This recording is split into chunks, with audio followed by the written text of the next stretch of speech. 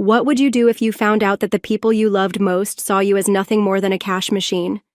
A surprise video from my beloved aunt revealed a truth I never imagined. My family didn't love me, they loved what I could give them. And the moment I saw everything, I knew I had to change it all. This hook will spark strong curiosity and draw viewers in, eager to find out how Juniper faces the betrayal and what steps she takes next. My name is Juniper, and up until a few nights ago, I believed my family loved me. It all started with a simple notification. My aunt had sent me a video. I was in the middle of making dinner when my phone buzzed. I wiped my hands on a towel, grabbed my phone, and without thinking, tapped the message. At first, I assumed it was just something random, maybe a family video or an old clip my aunt found amusing. But then, I heard my mother's voice. Juniper should be grateful. She'd be nothing without us. My stomach sank. The video was shaky, like someone had carelessly set their phone down while recording, but the voices were unmistakably clear. A pathetic failure, that's what Juniper is. My father added with a chuckle, but at least she's good for something paying our bills. Laughter followed. I felt the weight of the phone in my hand, but my body had gone numb. If Juniper ever stopped sending money, my aunt, the same one who just sent me this video, said, her voice dripping with smugness, we just guilt her into it. She's too soft to say no. My fingers went cold. My name. Juniper. They weren't talking about some hypothetical person. They weren't joking. They were talking about me, the one who had been helping them for years, paying their rent, covering their debts, sacrificing my own savings to make sure they never struggled as I did. And this is what they really thought of me. I stood frozen, my thumb hovering over the screen, when suddenly the video disappeared. This message has been unsent. I stared at the notification in disbelief. My aunt must have realized her mistake, panicked, and deleted it, hoping I hadn't seen it. I should have confronted her. I should have called her out. I should have made them face the truth that I knew everything. But instead, I put my phone down, and I pretended like I never saw it. That was when I decided I wasn't going to react, not yet. I had a plan.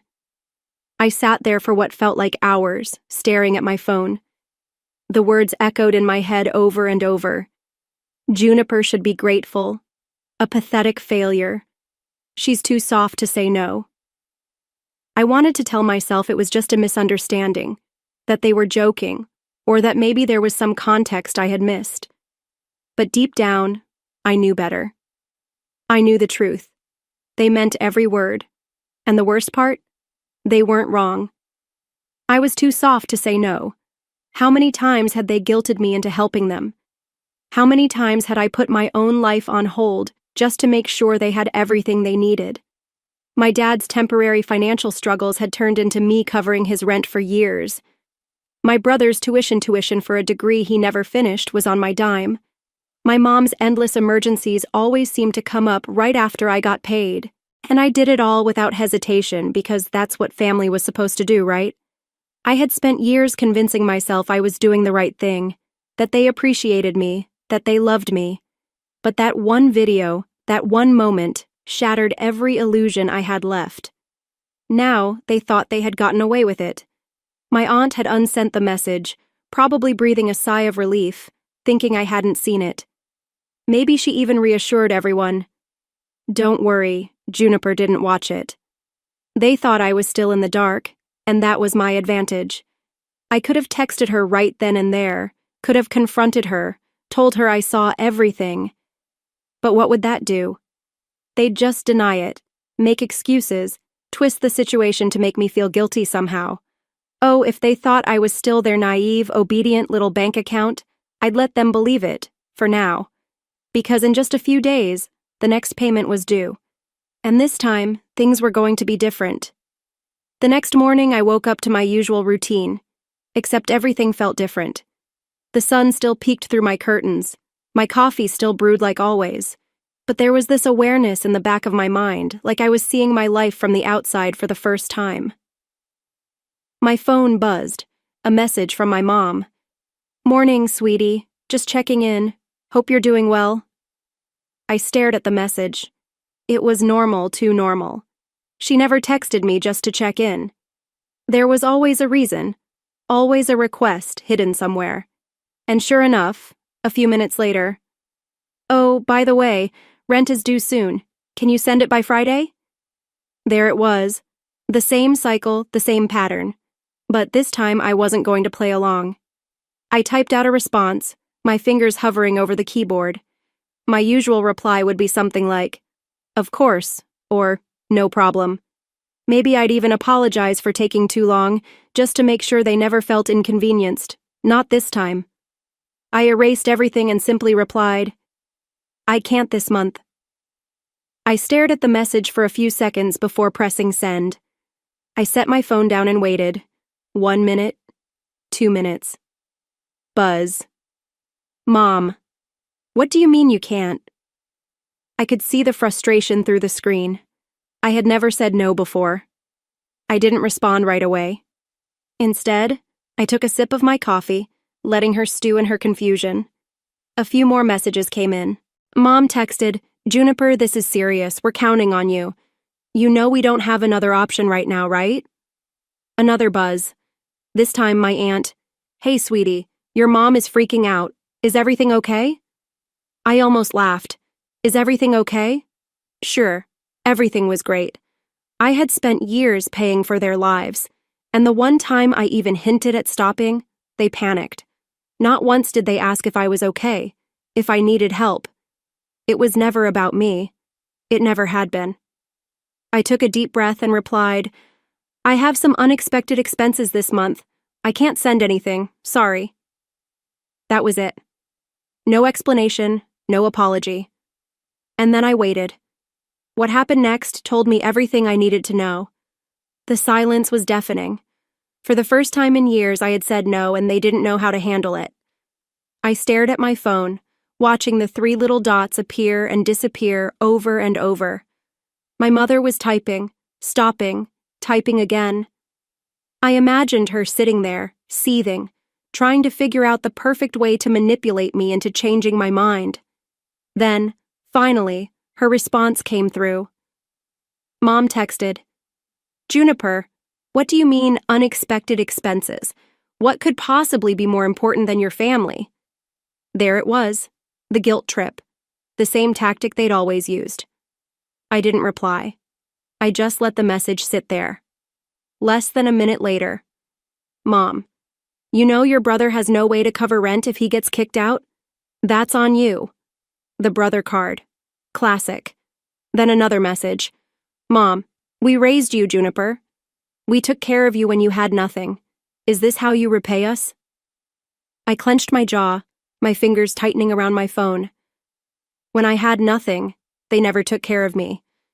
I put myself through school. I worked 3 jobs to escape that house.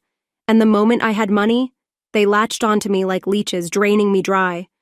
I had nothing because they took everything. And my phone buzzed again. Aunt texted, "Juniper, sweetheart, don't do this. We're family.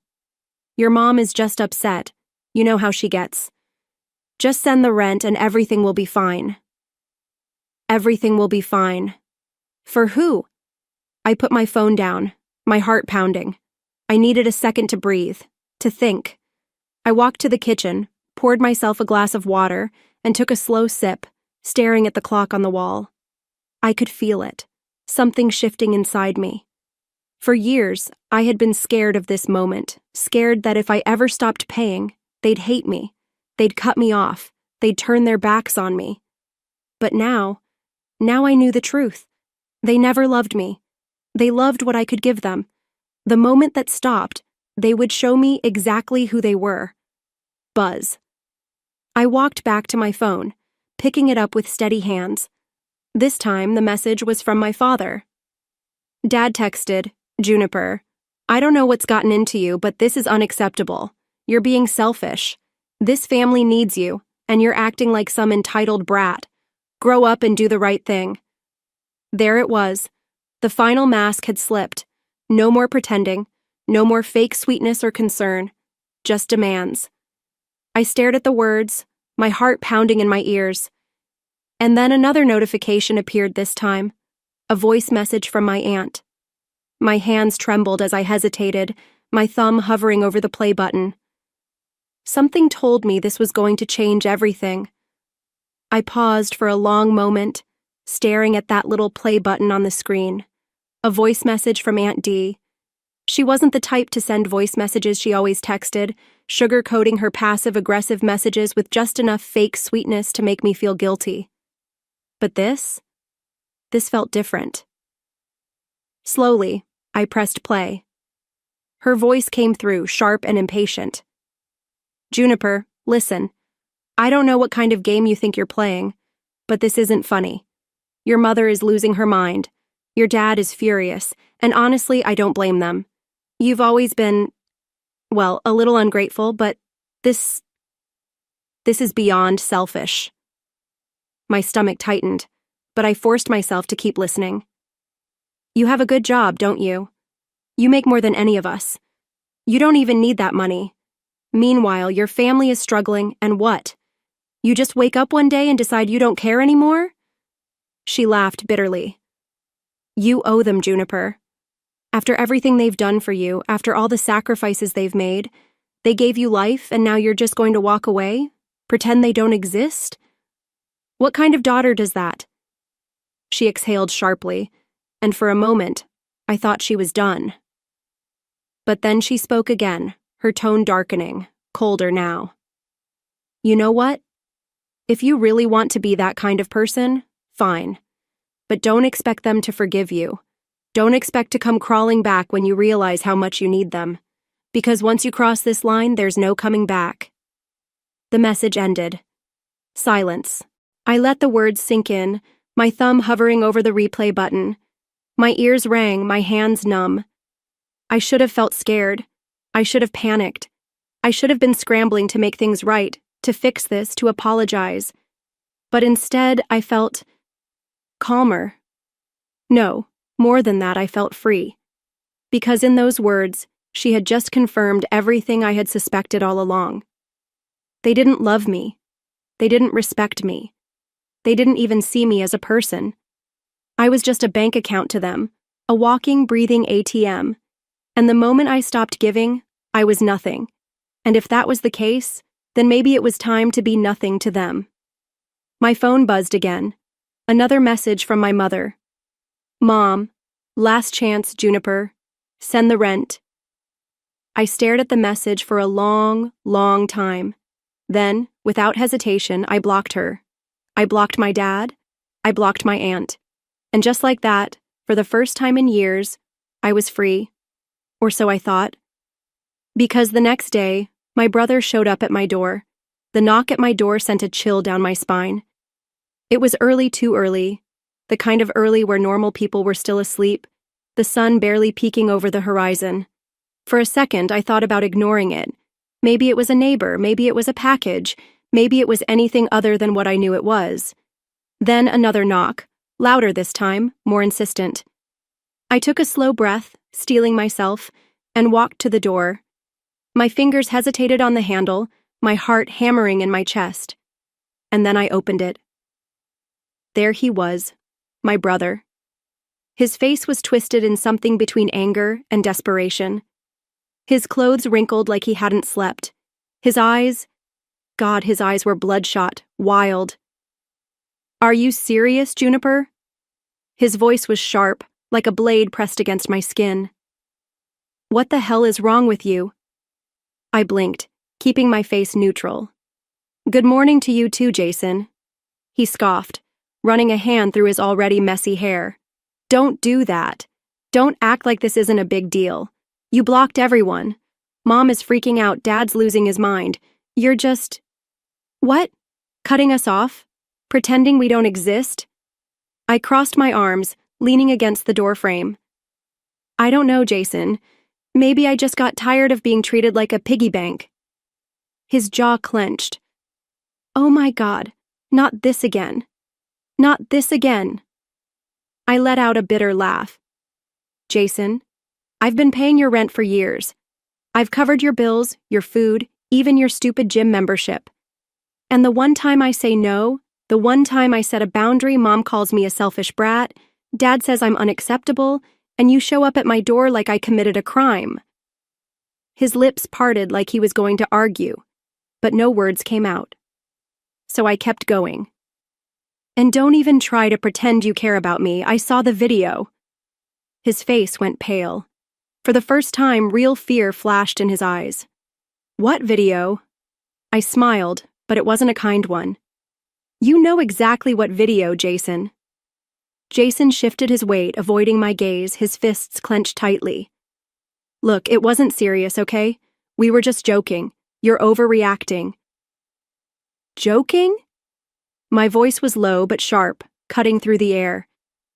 You all sat there laughing, calling me a pathetic failure, saying I should be grateful for the chance to pay your bills. Do you have any idea what that feels like, Jason? To hear your own family talk about you like that? He exhaled loudly, rubbing his face as if trying to dismiss the situation. Juniper, come on.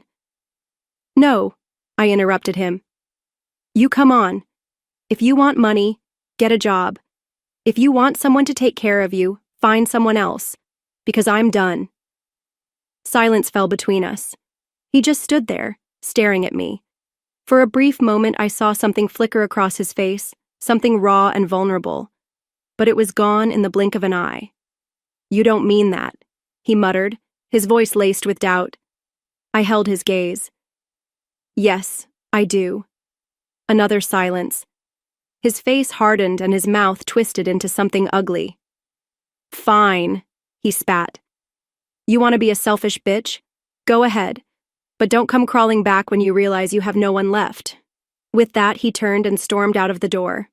I stood there watching him go, my chest tight but my spine straight. He was wrong. I did have someone left. I had myself. Just as I closed the door behind me, letting out a shaky breath, my phone buzzed. I glanced at it. The familiar name flashed on the screen. It was my mother. But this time, I wasn't going to pick up. Not anymore. For too long, I had been at her mercy, her constant demands, the guilt trips, the way she manipulated me into giving up everything just to keep her from falling apart. But not anymore. I turned the phone over, face down, and walked away. The truth was, I was done. Done with being the never-ending source of money, the safety net that kept my family afloat while they couldn't be bothered to make their own way. Done with the lies and the manipulation. Not once had any of them asked how I was doing. Not once did they consider the toll it took on me to be the one always picking up the slack. I had carried their weight for years, my mother's, my father's, my brothers, each one acting like I owed them something, as if my entire life was a never-ending repayment for everything they had sacrificed for me. But none of them had ever asked what I needed. None of them had ever cared about me. And now, I was taking control. But my decision didn't go unnoticed. The next morning, as I sat in my living room, the silence felt suffocating. The weight of my choice began to settle in. But there was no regret, no second guessing. I knew I had made the right decision. Then my doorbell rang. I wasn't surprised. It was Jason. I could tell by the way he knocked, demanding, impatient. The last person I expected to show up, but somehow not surprising. I opened the door slowly, keeping my face neutral. Juniper, he started, the usual arrogant tone gone, replaced by something almost pleading. You need to listen to me. I didn't invite him in. I stood in the doorway, arms crossed. I don't need to listen to anything you have to say, Jason. He blinked, taken aback. No, you don't understand. His voice softened, almost desperate. Mom's freaking out. Dad's calling me, asking what's going on. They don't know how to fix this. You've cut us all off. You can't just leave us hanging like this. I scoffed, leaning against the doorframe. Oh, I'm sorry. Did you think I was just going to keep enabling you? Keep paying for your rent, your bills, and pretending everything was fine? No, Jason, I'm done. I don't care how much you or Mom or Dad beg. I'm done playing the role of the family ATM. His eyes flickered with anger. You're acting like we've never done anything for you, like we're all just users, right? I didn't flinch. Oh, believe me, I know exactly what I've been to you all. I've been a cash machine, a free ride, and I'm tired. Tired of it. Jason's face twisted. You can't just leave us hanging like this. You owe us, Juniper. The words stung, but they didn't break me. They only made me more resolute. I owe you? I've given you everything. I paid for your rent, your groceries, your bills, while you just sat there and watched me do it. And you want to talk about owing? His fists clenched at his sides. You'll regret this. You'll regret cutting us off. I couldn't help but laugh. No, Jason, you'll regret it. Because I'm not the one who needs you anymore. Without waiting for a response, I slammed the door in his face. It felt good, but I knew the drama was far from over. Later that night, my phone buzzed again. I almost didn't want to check it, but the curiosity gnawed at me. It was from my dad. Dad, we raised you, Juniper. Don't think you can just walk away from everything we've done for you. You're making a huge mistake. Come back, we'll talk about it, we'll fix this. I could almost hear the desperation in his words. I sat there for a moment, the phone still in my hand. I could have ignored it. I could have blocked him too. But instead, I had a better idea. I wasn't just going to block them. I was going to make them pay for every single lie, every single moment they'd taken me for granted, and it was going to start now. I stood up, walked to my desk, and opened my laptop. It was time to send them a message they'd never forget. And so I started typing. I sat at my desk, staring at the screen of my laptop, my fingers hovering over the keys. I wasn't just going to sit back and let them waltz back into my life as if nothing had happened. I was done being the punching bag. This time, I was taking control. I thought back to everything I had done for them, all the payments I had made, the bailouts, the times I had swallowed my pride and helped them, even when I knew I was the one being drained. No more. Now it was their turn to feel the sting of their actions. I opened my email and started typing. First, I gathered all the financial records, every payment I'd ever made for their bills, every bank transfer, every check I had sent over the years to help cover their mistakes. It was time to remind them of what they had taken from me. I attached a note at the top of the email. Here's a detailed summary of everything I've done for you over the years. I'm done being your lifeline. I won't be your ATM anymore, and I refuse to let you make me feel guilty for choosing myself. Consider this my final invoice. You don't owe me anything anymore, but you will owe yourselves the realization of how much I've sacrificed, all because I believed family was about supporting each other, not draining each other. Then I attached the receipts, the bills, and all the payments I'd made over the years. But that wasn't the end. Not by a long shot. I logged into the family group chat, where they used to keep me constantly on edge with their complaints and demands. I scrolled through the messages, the ones where they claimed they needed me, where they guilt-tripped me into helping them. Then I did something I hadn't done in years. I replied, "You all talk a lot about what you've done for me, but you've forgotten how much I've given up for you. And here's the reality check. You never needed me. You just used me. I'm done. This is my last message. Don't ever contact me again." I hit send. The silence that followed was almost sweet. I leaned back in my chair, letting the weight of my decision wash over me. For once, there were no more phone calls, no more guilt trips, no more pretending they had any power over me. They could keep their manipulations, their lies, their empty promises. I was free. But just when I thought it was over, I got one last message from Jason. "You're making a mistake, Juniper. You'll regret this. Family sticks together." I smiled to myself. I knew he was trying to get under my skin, but this time it didn't work. I didn't need them. I had my life, my freedom, and that was enough. It wasn't the dramatic confrontation I'd imagined. It wasn't some huge emotional blow-up. But in its own way, it was even better. I had taken control without anyone seeing it coming. And the best part? They didn't get to hold power over me anymore. I turned off my phone for the night, a sense of peace settling over me. I didn't have to play their game. I didn't have to keep sacrificing myself for people who didn't appreciate me. It wasn't revenge in the traditional sense. It was quieter, more deliberate, and so much more satisfying. Now I could finally breathe. And the best part? I could finally live for me. And that, in the end, was the sweetest victory. Juniper made a bold and powerful decision. But was it the right one? What happens next, when family is no longer the support system she thought it was? She realized that for all these years, her family had only seen her as a financial resource, a tool to help them out of their struggles, never caring about her feelings or well-being. This move to cut ties was a pivotal turning point, as Juniper no longer wanted to tolerate the manipulation. It wasn't an easy choice, but it was the way she chose to love herself by setting clear boundaries with those who had taken advantage of her kindness. Her family, with their demands and threats, only cared about themselves, but Juniper was no longer the weak girl they could manipulate. She understood that sacrifice wasn't the only thing that mattered in a family. Respect and care for each other were what truly made a relationship meaningful. What do you think? Did Juniper do the right thing by cutting off her family? Or will she regret it in the future?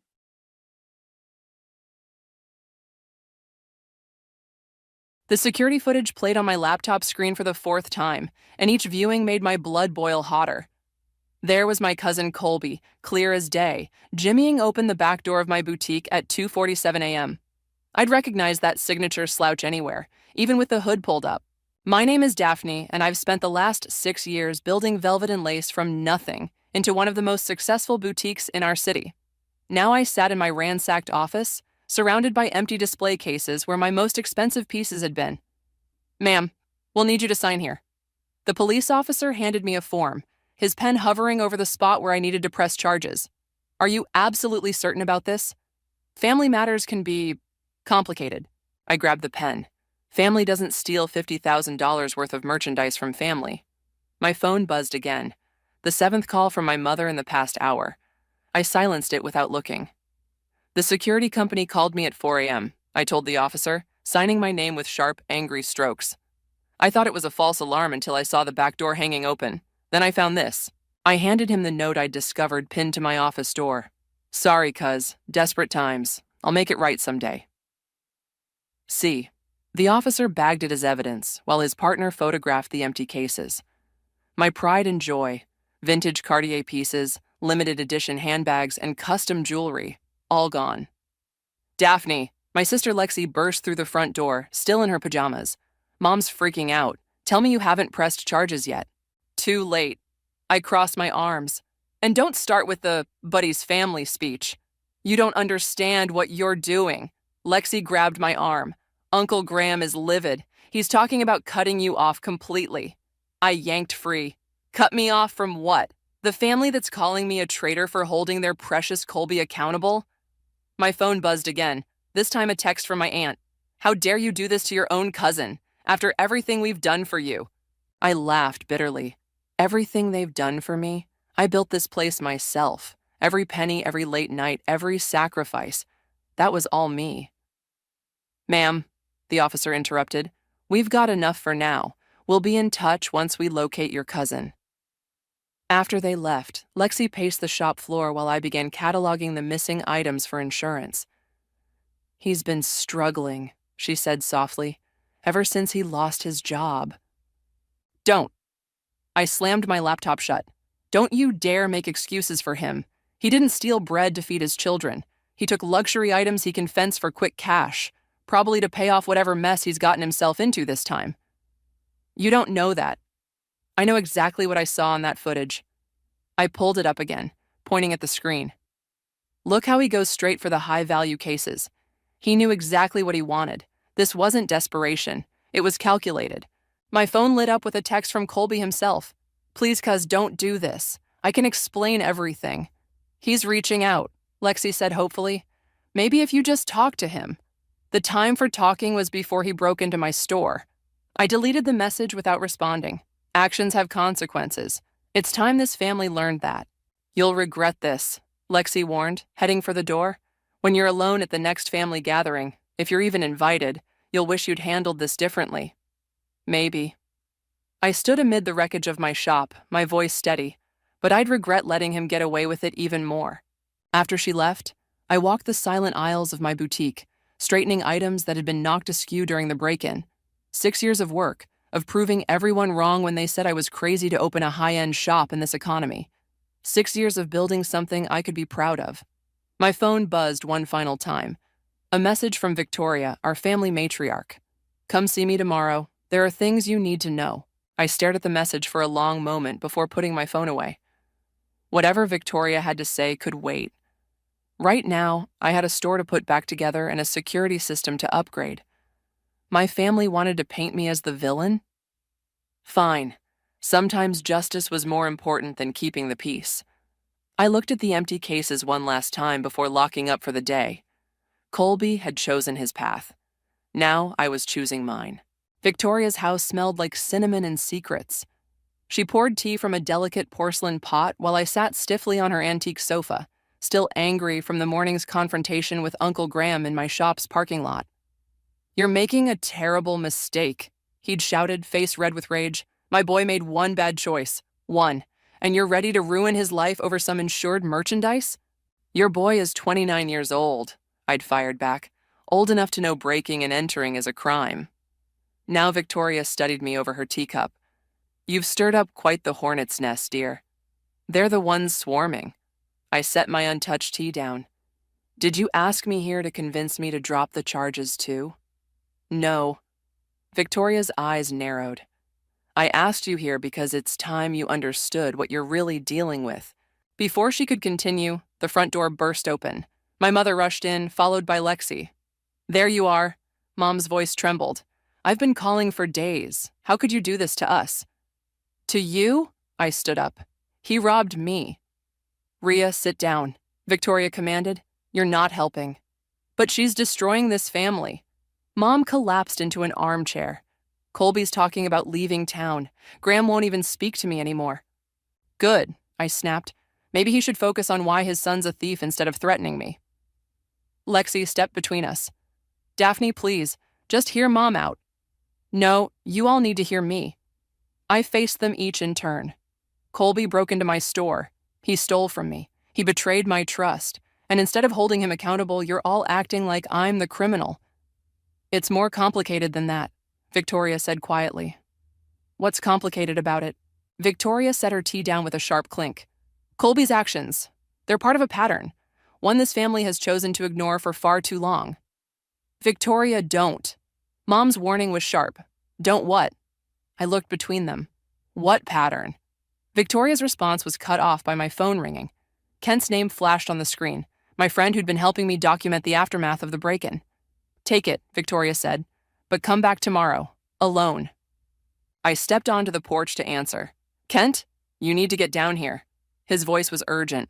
I was reviewing the security footage again. There's something you need to see. I'm on my way. I grabbed my purse, ignoring my mother's protests. Daphne, wait. Lexi caught up to me at my car. There's something you should know about Colby, about what happened 3 years ago at Uncle Tommy's wedding. Save it. I yanked my door open. I'm done with family secrets. But no. I met her eyes. Either stand with me or get out of my way.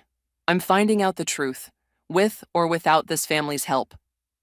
The drive to Kent's office was a blur of anger and questions. What pattern was Victoria talking about? What had happened at Tommy's wedding? Why did it feel like everyone knew something I didn't? Kent was waiting outside his accounting firm. You're not going to believe this. He led me to his office, pulling up the footage on his computer. Watch Tommy here. The video showed Tommy arriving at my store 2 hours before Colby's break-in, testing the back door before leaving. He cased the place for him. My hands clenched into fists. My own uncle helped him do this. There's more. Kent pulled up some old bank statements. Remember when you asked me to look into Colby's finances? I found a pattern of large cash deposits following other robberies in the area. And guess who else had similar deposits? Tommy's bank records filled the screen. They've done this before, I whispered. They've been doing this together. Want to know the kicker? Kent pointed to a transaction. 3 years ago, right after Tommy's wedding, they both made massive deposits. the same week that high-end jewelry store was hit. Lexi's earlier words echoed in my head. Something about what happened at Tommy's wedding. My phone buzzed with a text from Victoria. Now you're asking the right questions. Come tomorrow at noon. Bring what your friend found. I looked at Kent. I need copies of everything. Already done. He handed me a USB drive. What are you going to do? I thought about my family's desperate attempts to keep me quiet, about Victoria's hints and Lexi's unfinished warning. I'm going to rip their secrets wide open, I said. All of them. Victoria's hands shook as she examined the bank statements Kent had compiled. I knew, she whispered. I knew, but I never had proof. Proof of what exactly? I leaned forward. What's really going on here? Before she could answer, someone pounded on her front door. Tommy's voice boomed through. Victoria, open up. I know she's in there. Victoria's eyes widened. Quick, through the back. She shoved the USB drive into my hands. Take these to the storage unit on Maple Street, number 479. The key's under the snake plant by your feet. There's more there. Everything I've collected over the years. The pounding grew louder. I grabbed the key, slipping out through her garden just as I heard the front door burst open. Where is she? Tommy's voice carried through the open window. Who? Victoria's voice was steel. And how dare you barge into my home like this? I didn't stay to hear more, racing to my car and speeding toward Maple Street. My phone exploded with messages. 3 from Tommy, 2 from Uncle Graham, and 1 from Colby. You have no idea what you're doing. Stop digging. The storage unit was small and dusty. Inside, I found boxes of old documents, photographs, and journals. A manila envelope caught my eye, labeled Wedding Incident 2020. I thought I'd find you here. I spun around. Lexi stood in the doorway, arms crossed. How did you? I followed you from Victoria's. She stepped inside, closing the door. Tommy's losing it. He knows Victoria's been keeping records. Records of what? I held up the envelope. What happened at the wedding, Lexi? She sank down onto a box. I saw something I shouldn't have. Tommy and Colby, behind the reception hall. They were splitting up money, talking about some job they'd pulled. When they saw me, she shuddered. Tommy said if I ever told anyone, he'd make sure Mom lost everything. What do you mean, lost everything? The family business? It's not just Dad's name on it. Tommy and Graham have been using it to launder money for years. One word from Tommy, and it all comes crashing down. My phone buzzed. Kent, you need to see this. Found police reports matching the dates of their deposits. Hit after hit, all high-end retailers. They're career criminals, I whispered, and the family's been covering for them. Not all of us. Lexi grabbed a journal from a nearby box. Victoria's been documenting everything. That's why she pushed you to investigate. She needed someone who wasn't afraid to stand up to them. I started photographing documents with my phone. We need copies of everything before... The storage unit door rattled. Graham's voice carried through. The car's here. Check inside. Back corner, Lexi hissed, pointing to a hidden door connecting to the next unit. Victoria showed me once. Go, I'll stall them. I slipped through with an armful of documents just as the main door rolled up. Through the thin wall, I heard Graham's angry voice. Where is she? Where's who? Lexi's innocent tone was perfect. I'm just cleaning out some old stuff Victoria said I could have. Don't play dumb. Tommy this time. Where are the records? I don't know what you're talking about, but if you're looking for Daphne, she's meeting with her lawyer right now. Something about security footage showing you at her store before the break-in? Silence followed her words. Then Graham spoke quietly. Tommy, you said you weren't involved. I'm not. She's lying. Am I? Lexi's voice hardened. I saw the footage myself. Want to explain that to Uncle Graham? Or should we talk about what really happened at your wedding? More silence. Then footsteps retreating, followed by cars starting. Lexi opened the connecting door. They're gone, but they'll be back with reinforcements. I clutched the documents to my chest. Why are you helping me now? You were against me pressing charges. Because I'm tired of being afraid. She grabbed another box of records. Victoria's right. Someone needs to stop them. But you can't do it alone. My phone lit up with a text from Victoria. Got away from Tommy. Meet at Kent's office. Bring everything. I looked at Lexi. You sure about this? Once we expose them... Mom will never forgive us, she finished. but maybe that's the price of doing the right thing. We loaded the boxes into my car, documents that would shatter our family forever. But as we drove to Kent's office, I felt lighter than I had in days.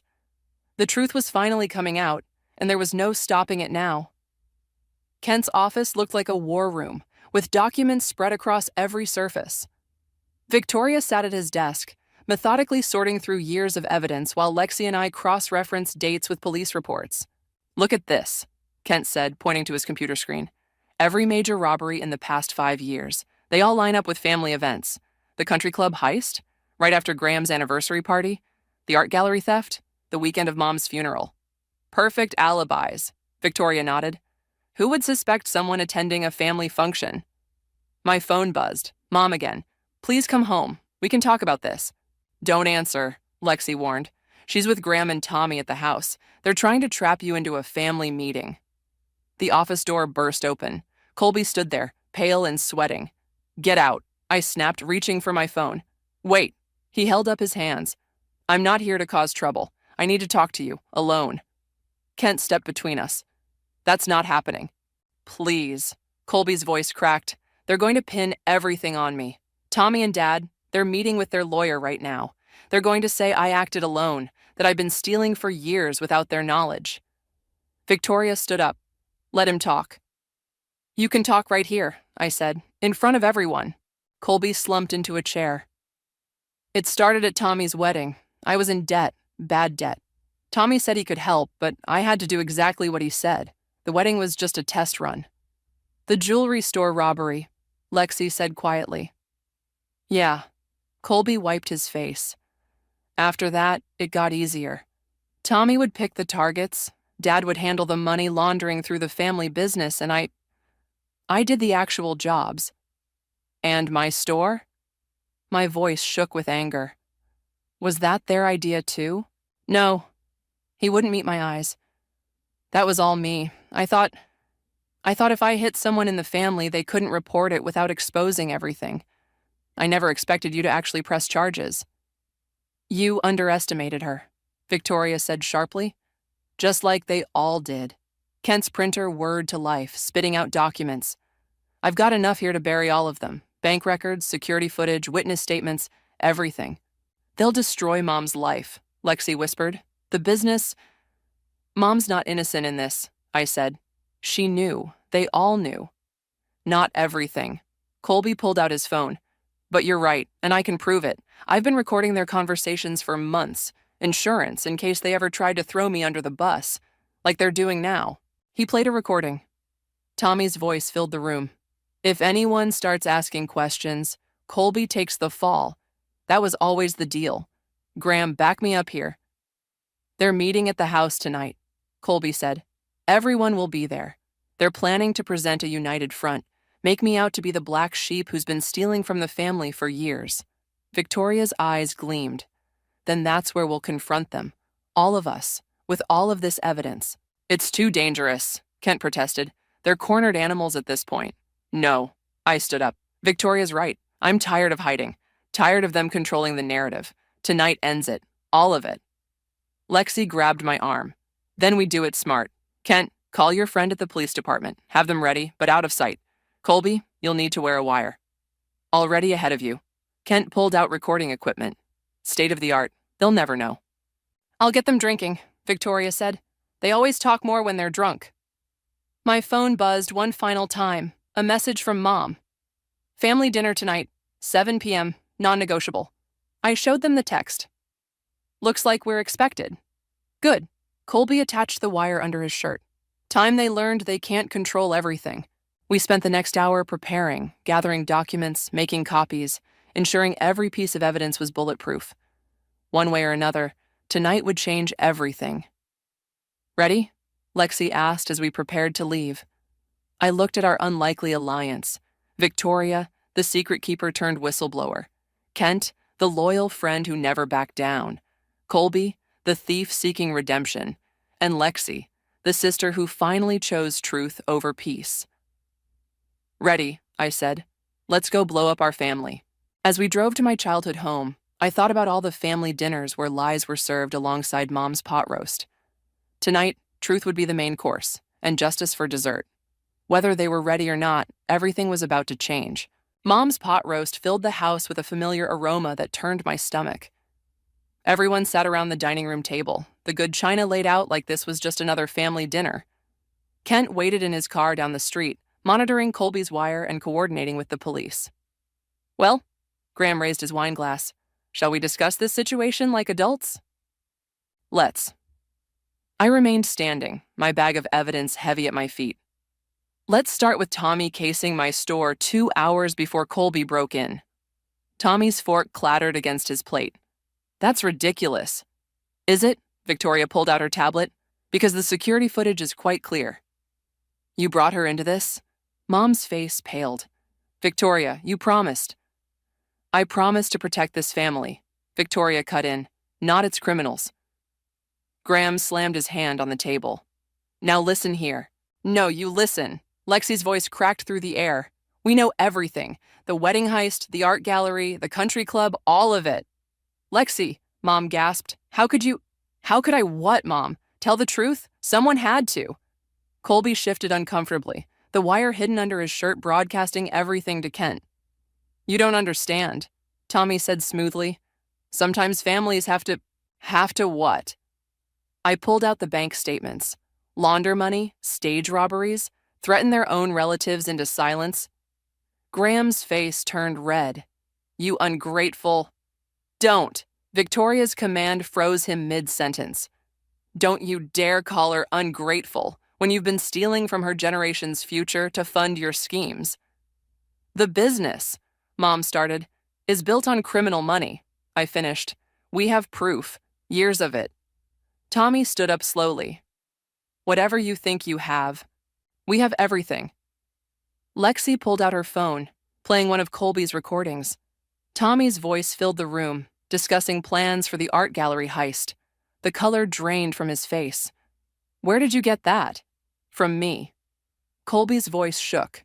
I recorded everything. Every planning session, every threat, every time you promised it would be the last job. You little snake, Graham snarled, lunging across the table at his son. Touch him and I call in the police right now, I warned, holding up my phone. They're already outside. The room went deadly quiet. You wouldn't, Mom whispered. We're your family. Family? I laughed bitterly. Family doesn't steal from each other. Family doesn't threaten each other. Family doesn't force their children to become criminals. We did what we had to do, Graham insisted. The business was failing. So you turned to theft? Victoria's voice dripped contempt. You forced your own son into becoming your burglar? I didn't force. Yes, you did, Colby exploded. You said if I didn't help, you'd let the loan sharks come after me. Your own son. Tommy moved toward the door. This is all very dramatic, but... Sit down. Lexi blocked his path. Nobody's leaving until everything's out in the open. Everything already is, I said, pulling out my phone. Kent, you getting all this? Crystal clear. His voice came through the speaker. Police are ready on my signal. You're bluffing, Tommy sneered. Try me. I met his eyes. One word from me and they come in, or we can handle this my way. Which is, Graham demanded, confession, restitution, and you all get help, real help. Otherwise, I send everything to the police. Every recording, every document, every piece of evidence we've gathered. You'd destroy this family?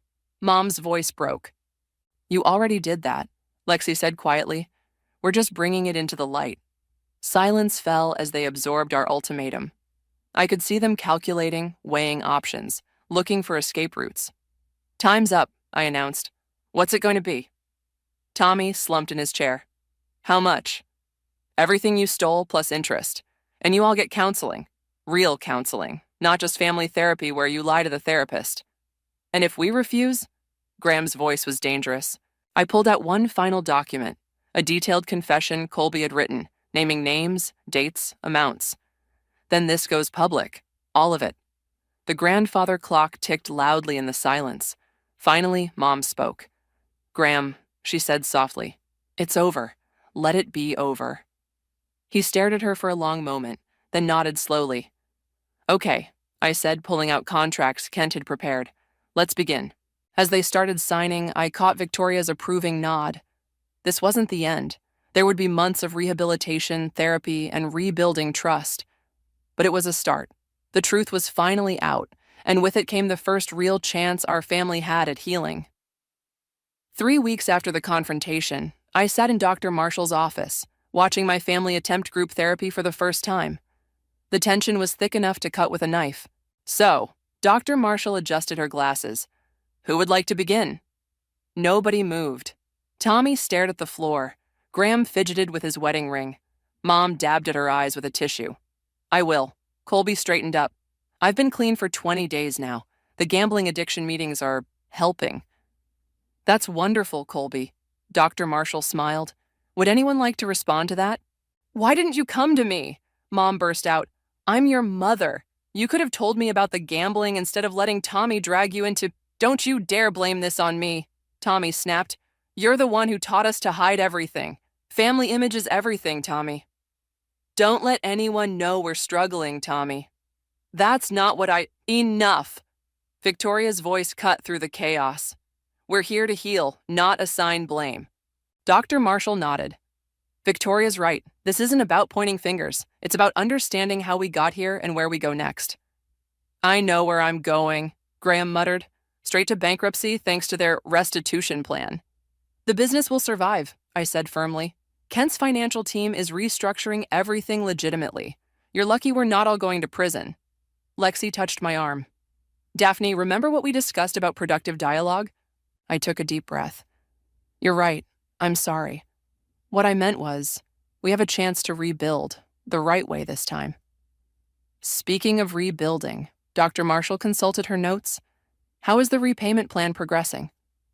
The first installment was transferred to my account yesterday, I confirmed, and the insurance company dropped their investigation after we explained things. Explained things? Tommy scoffed. You mean after we humiliated ourselves with a confession? After you took responsibility, Victoria corrected. There's a difference. Can we talk about trust? Colby's voice was quiet. I know I broke it, with everyone, but especially with you, Daphne. I want to make it right. Trust is earned, I said, softer this time. But you're trying. That matters. Mom started crying again.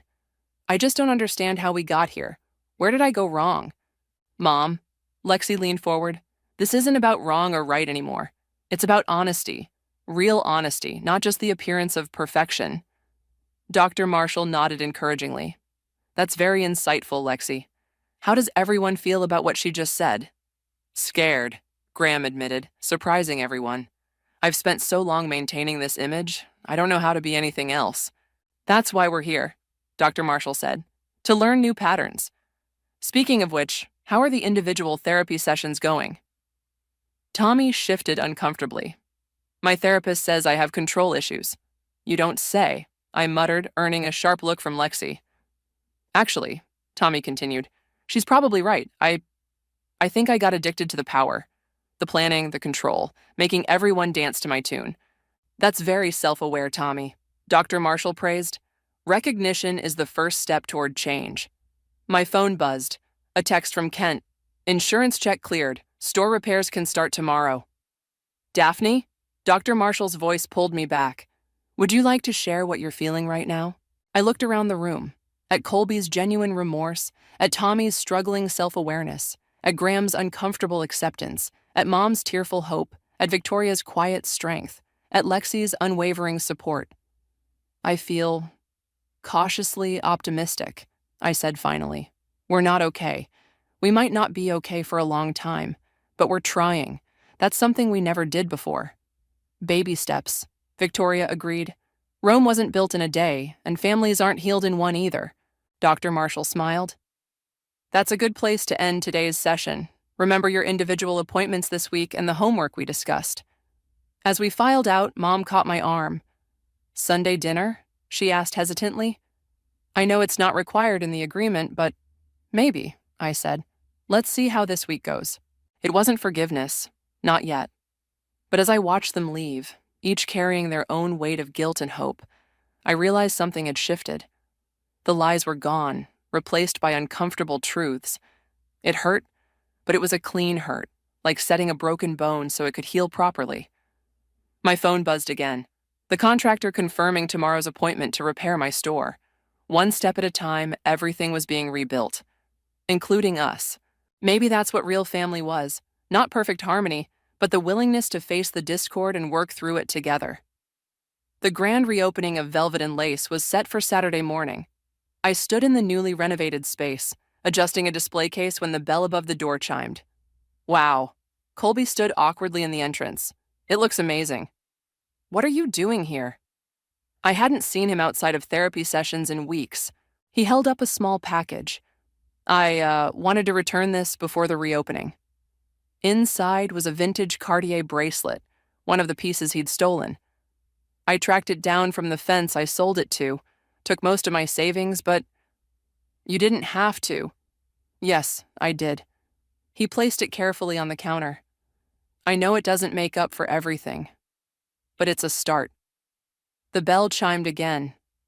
Tommy walked in, stopping short when he saw Colby. I can come back, he muttered. No, I said firmly. What do you want? He pulled out an envelope. The final insurance paperwork, and something else.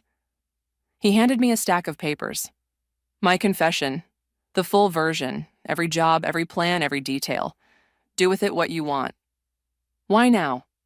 My therapist says I need to face what I've done, all of it. He wouldn't meet my eyes. She's right. I can't keep pretending I was just helping Colby. I was the mastermind, and I need to own that. The bell chimed a third time. Mom stood there with Victoria and Lexi carrying boxes. We thought you could use help setting up, Lexi said, setting down her box. But if it's not a good time... Actually, I looked around at them. Maybe this is exactly the right time. We spent the next hour working together, arranging displays and unpacking inventory. The tension slowly eased as we fell into a rhythm. Remember when you first opened? Mom asked, carefully arranging a silk scarf. I thought you were crazy to invest your savings in a boutique. You told me I'd fail within 6 months, I reminded her. I was wrong. She touched my arm. About so many things. Mom, no, let me finish. She straightened her shoulders. I pushed this family to maintain appearances at any cost. I ignored the warning signs. I chose willful blindness over truth. And look where it got us. Speaking of truth, Tommy interrupted, there's something else you should know. He glanced at Colby. The country club heist? It wasn't just us. Graham was there too. What? Mom's face went pale. He was the lookout, Colby confirmed. He said he needed to make sure we did it right. Victoria nodded grimly. I suspected as much. That's why he fought so hard against the therapy sessions. The bell chimed again. Kent walked in, carrying coffee for everyone. How's it going in here? He stopped, sensing the tension. Bad time? Perfect time, I said, taking a coffee. We're finally getting some real honesty. About that, Colby cleared his throat. Kent, I owe you an apology too. I know you lost clients when this all came out. Kent shrugged. Actually, I gained some. Turns out people appreciate an accountant who exposes financial crimes instead of hiding them. Unlike some people, Tommy muttered. That's not fair, Mom protested. Your father is exactly where he needs to be. Victoria cut in therapy, facing his choices. We worked in silence for a while, the weight of truth settling around us like dust. The opening tomorrow, Colby said suddenly. Will you have security? Yes, I met his eyes. And cameras and alarms. Trust takes time. He nodded. I understand. I'll earn it back. Somehow. We all will, Tommy added quietly. The afternoon light slanted through the windows, making the new display cases sparkle. My restored boutique felt different now. Stronger somehow, like it had weathered a storm and come out better for it. I'd like to come tomorrow, Mom said. To the opening, if that's okay. I looked at her, really looked at her. The perfect facade was gone, replaced by something more real, more vulnerable. I'd like that, I said. All of you can come, but no stealing. The joke fell flat, but Colby managed a weak laugh. Too soon? I asked. Maybe a few years too soon, Lexi smiled, but we'll get there. As they left that evening, each carrying the weight of their confessions and the lightness of truth, I realized something. We weren't just rebuilding my store, we were rebuilding ourselves, one painful truth at a time. Tomorrow would be a new beginning, not just for Velvet and Lace, but for all of us. It wouldn't be perfect, but it would be real. And real was exactly what we needed. The reopening celebration was in full swing when Graham walked through the door. The bustling crowd fell silent, all eyes turning to watch this unexpected arrival. "Dad?" Colby stepped forward. "What are you doing here?" Graham held up a small gift bag. "I came to return something." He walked to where I stood behind the counter. "And to say something." I took the bag cautiously. Inside was a familiar pearl necklace, my grandmother's, which had disappeared during the reading of her will. "You took this?" My hands shook as I lifted it out. "My first theft," he admitted, loud enough for nearby customers to hear. I told myself she would have wanted me to have it, just like I told myself every excuse after that. "Graham," Mom whispered. "Not here." "Yes, here." He turned to face the gathered crowd. "My name is Graham Walker, and I'm a thief. I taught my son and my nephew to be thieves. I nearly destroyed this store and this family because I couldn't face my own failures." Kent moved closer, ready to intervene if needed. "But that stops today," Graham continued. "I've signed over my share of the family business to Lexi. She'll run it properly, legally, the way it should have been run all along." Lexi gasped. "Dad, I can't." "Yes, you can." He managed a weak smile. "You're stronger than I ever was. All of you are." Tommy stepped forward. "Uncle Graham." "No more excuses." Graham cut him off. "No more lies, no more pretending." He turned back to me. "I'm sorry, Daphne. Not just for the necklace or the break-in, but for making you doubt yourself when you were the only one brave enough to stand up for what's right." Victoria appeared at my side, taking the necklace. "I remember when your grandmother wore this to my wedding," she said, fastening it around my neck. "She would be proud of you today." "All of us?" I asked pointedly. "No," she smiled sadly. "But she would be hopeful, like I am." The crowd began to disperse, returning to browsing and champagne. Graham turned to leave, but Colby caught his arm. "Stay," he said. "Please, we're having dinner after, all of us. Even Tommy's bringing his therapist." Graham looked around uncertainly. "I don't deserve—" "It's not about deserving," I interrupted. "It's about choosing. Every day we choose who we want to be. Today, you chose truth. That matters." The afternoon flowed into evening. Customers came and went, many drawn by the story that had made local headlines. But they stayed for the merchandise, the atmosphere, and the palpable sense of renewal. As the last customers left, we gathered around the central display case, the same one Colby had emptied that night that felt like a lifetime ago. Kent poured champagne while Victoria brought out a cake. "To new beginnings," Mom raised her glass. "And hard truths," Tommy added. "And family," Lexi said firmly. "The real kind." Graham cleared his throat. I have something else to say." He pulled out a folded paper.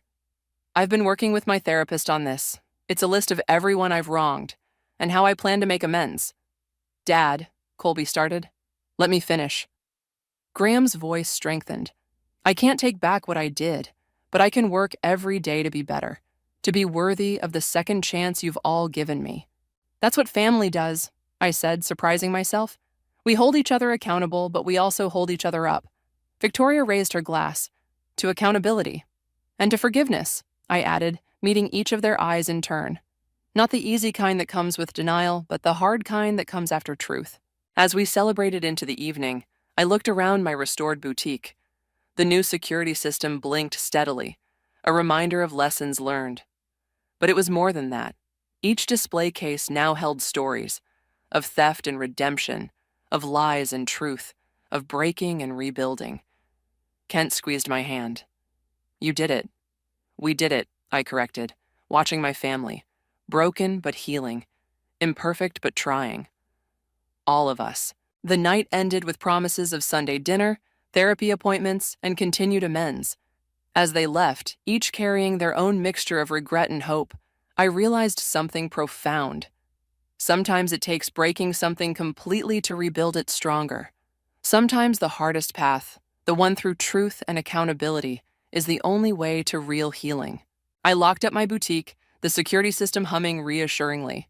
Tomorrow would bring new challenges, but for the first time in months, I was ready to face them. Because this time, I wasn't facing them alone.